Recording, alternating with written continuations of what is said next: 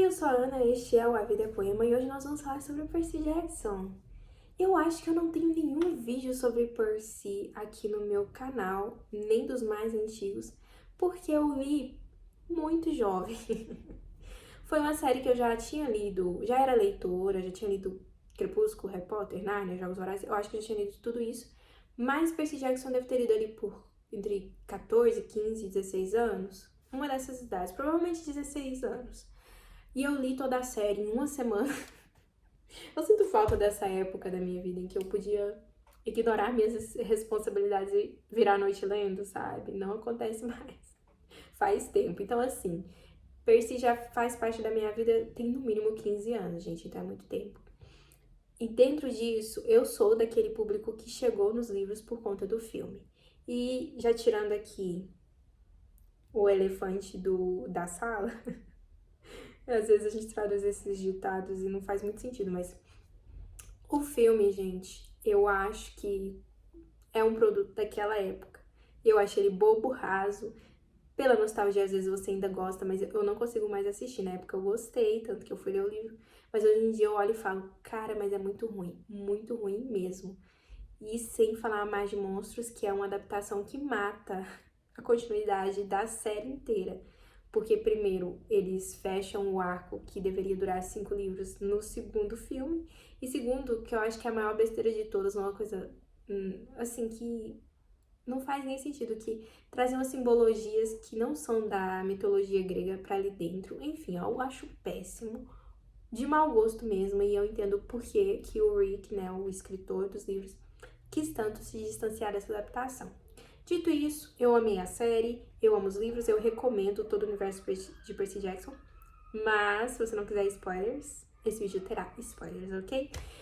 Então, vamos começar. Eu assisti o episódio ontem, eu tô gravando esse vídeo na quarta, e, gente, tem sido tão bom, eu não sei mais o que eu faço agora, porque eu estava sempre planejando as minhas semanas, eu tô um pouco exagerando, tá? Mas as minhas terças-feiras eu me programava pra 11 da noite, eu assistia o episódio e depois eu vinha dormir.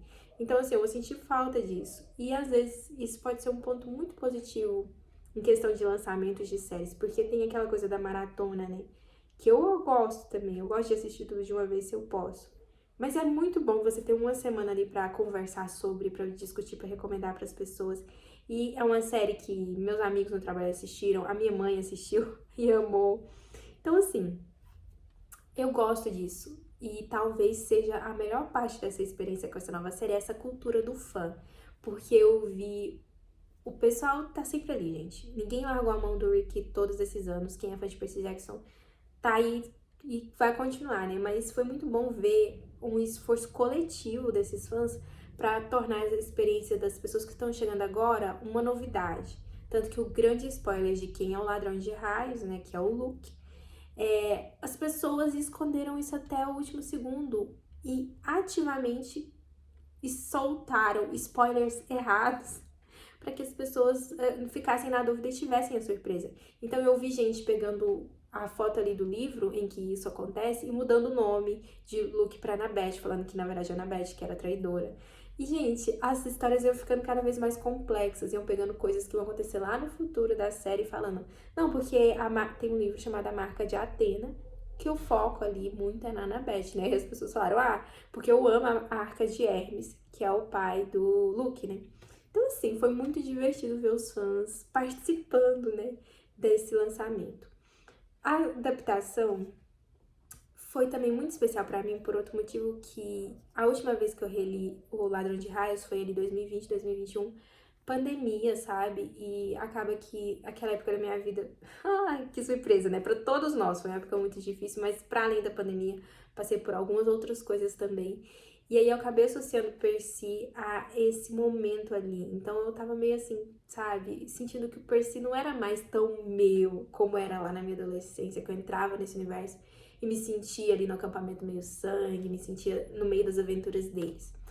Que era algo muito especial. Eu conversava com a minha amiga no recreio da escola, sabe? A gente brigando. Eu vou ficar com o Nico é meu.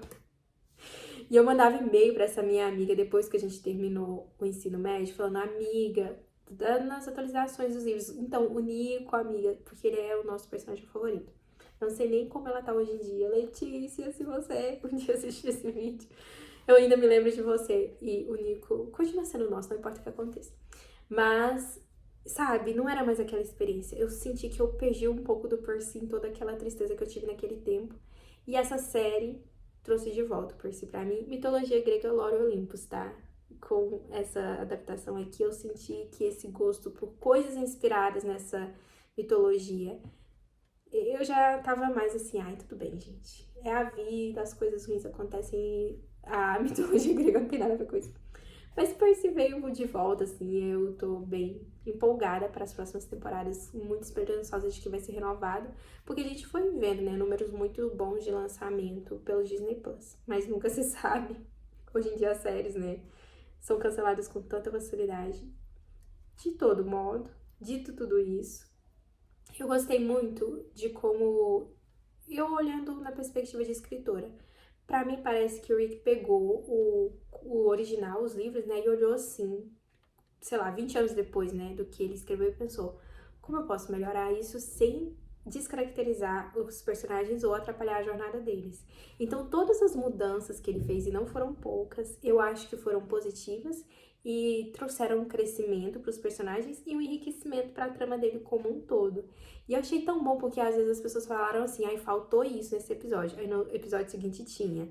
Aí no início, né, as pessoas reclamaram, nossa, que eu gostei, mas não teve o Luke treinando com o Percy, né? Como é que eles vão fazer isso? O Percy já sabe lutar de espada sem nem ter treinado. Aí a gente chega no último episódio e metade do episódio é o Luke e o Percy tendo o treinamento ali com as espadas, né? E é muito bom a gente ver esse contraponto dele fazendo aquela primeira amizade lá no início, ele sendo mentor pro Percy e depois a gente tem a revelação da traição. Então, assim, é uma construção que não dá pra você fazer no livro tão diretamente, né? Pôr lado a lado ali as cenas, como é numa série. Mas aí é meio que você dá a chance pra que a série mostre o que ela precisa. Ela não precisa ter aquela ordem cronológica do livro, até porque o livro não é em primeira pessoa mais, né? A gente tem cenas a mais em que o Percy não tá ali. A gente tem o Grover indo lá no conselho dos sátiros, né? A gente tem algumas coisinhas a mais. No livro, não. No livro, a gente tá ali grudado.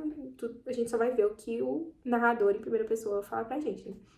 Aí, nesse caso, não. A gente tem cenas que ele não... A Annabeth, gente, dentro do supermercado tão pitica. Escolhendo doce ali. Isso a gente não ia ter no livro, né? Mas a gente teve. E isso é importante pra gente entender que ela ainda é uma criança. E aí, quando o Percy fala, ela pergunta, o que eu faço na Disney? Ele, só seja uma criança. Aí eu, oh, meu Deus, Annabeth. Então, assim, é muito bom. E aí a gente entende, tá, não teve essa cena de construção deles lutando com espadas, o Percy aprendendo a lutar com a espada lá no início, porque agora faz mais sentido, né? Tem mais impacto, eu acho, pra mim, teve mais impacto eu ver a traição ali bem depois já de ter percebido que a relação deles era até mais profunda do que a gente já tinha visto antes, sabe? Eu gostei muito desse recurso. Gostei dos personagens, gostei dos atores. Gente, não tenho o que falar dos atores, foram as melhores escolhas possíveis. Todas as crianças atuam muito bem. Eu amei o Dionísio, porque eu amo aquele ator de Brooklyn Nine-Nine. Então, assim, eu acho ele perfeito. Eu quero mais de Dionísio nas próximas temporadas. Porque ele é um alívio cômico muito divertido. E se eu tenho alguma coisa negativa a dizer, eu não sei. Teve um episódio que eu falei, poxa, esse eu não gostei tanto, mas eu agora nem me lembro qual. Porque são todos muito amarradinhos e não são episódios curtos, né? E acaba que acontece muita coisa, mas passa tão rápido. Acho que essa é a minha maior reclamação, passa muito rápido, sabe?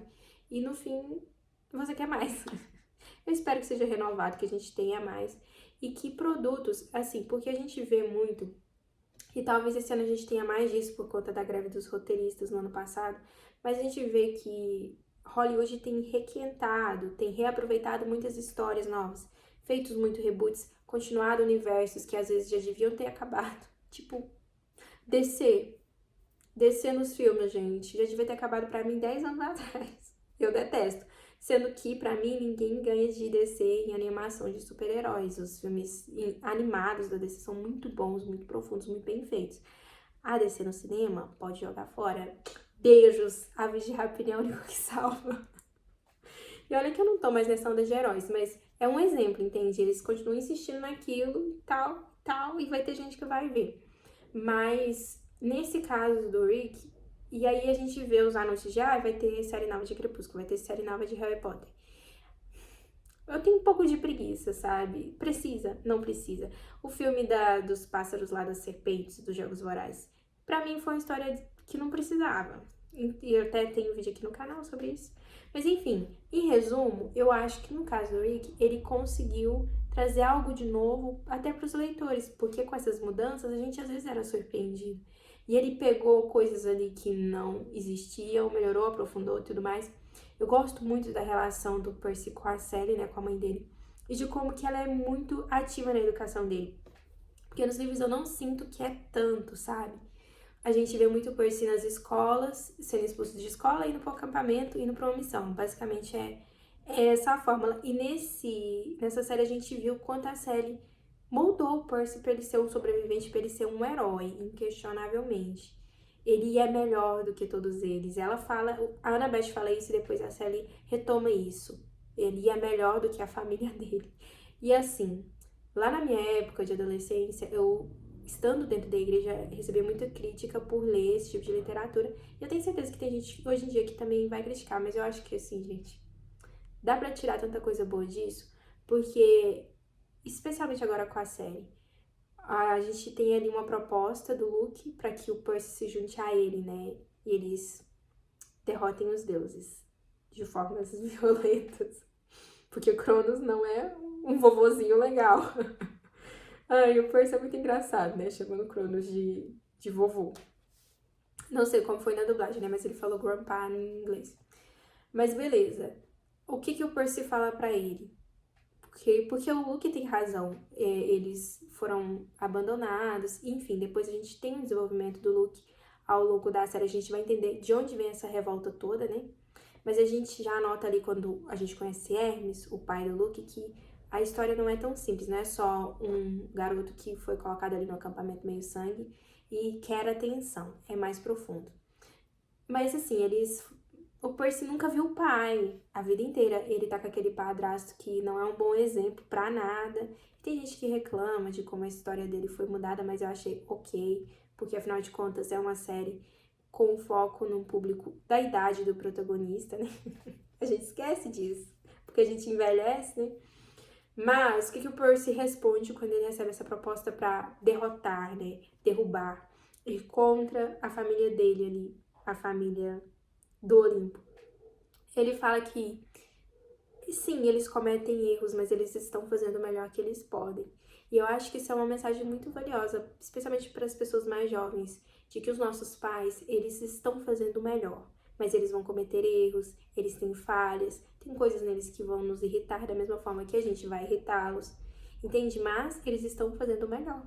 Daí, se você quer pôr até uma coisa mais de crente aí no meio, a gente tá falando sobre deuses que são falhos e que cometem erros, mas que a gente que segue a fé cristã, o cristianismo, acredita em Jesus, a gente segue um Deus infalível e que, diferente de Zeus, Poseidon e companhia, não comete abandono parental conosco, olha só.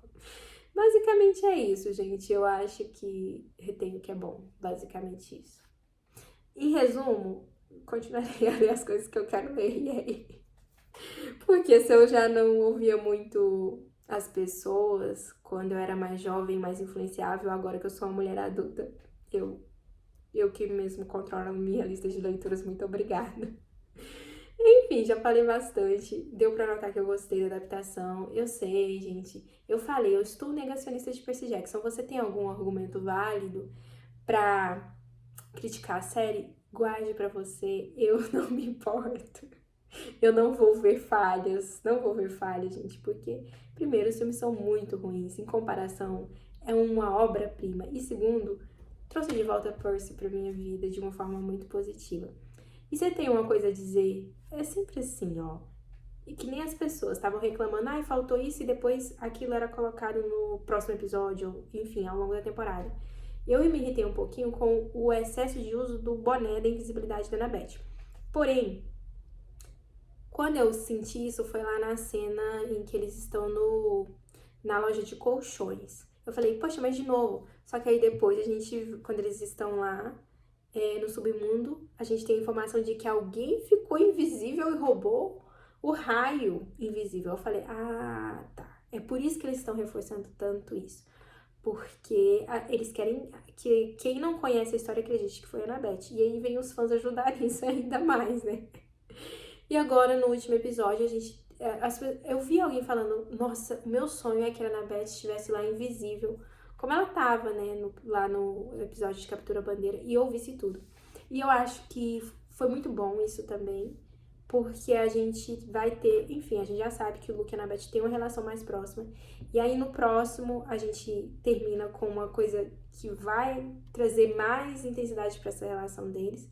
E por aí vai, entendeu? Pra gente chegar lá no ápice, no final de tudo.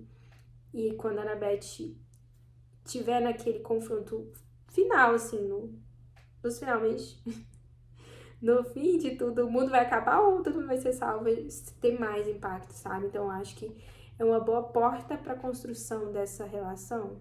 Ou desconstrução, no caso, né? Porque o negócio não vai ficar bom ali pro Luke e pra irmãzinha dele, a Annabeth. Eu gostei muito dessa mudança, porque a Annabeth não é apaixonada pelo Luke, eles são que nem irmãos. E é isso, gente. Vou encerrar o vídeo por aqui. Me conta se você assistiu a série, se você gostou. Não se esqueça de se inscrever no canal e de curtir o vídeo. Eu já falei isso, não sei. Enfim, eu volto semana que vem pra conversar mais com vocês. Infelizmente, sem novos episódios de Percy aí por um bom tempo. Vamos torcer pra série ser renovada, né? Até a próxima.